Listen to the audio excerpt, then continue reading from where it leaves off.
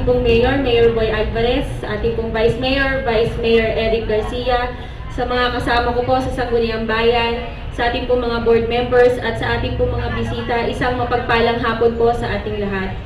Parang kailan lang po, tulad po ng mga sinabi ng aking mga kasama, kami ay inaalok ang sarili sa inyo at kung ano ang aming magagawa. At ito po kami ngayon, nasa inyong harapan at taos-puso pong nagpapasalamat sa lahat po ng sumuporta sa bawat isa po sa amin.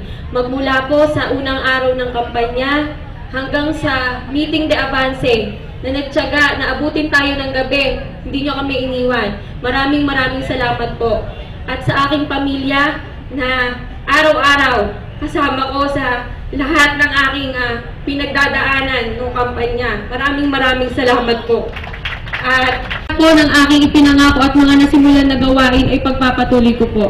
Alay ko po sa bayan ng Noveleta ang pagkapanalo ko ngayong 2013. Kaya muli po, isang mapagpalang hapon at maraming salamat po sa inyong lahat.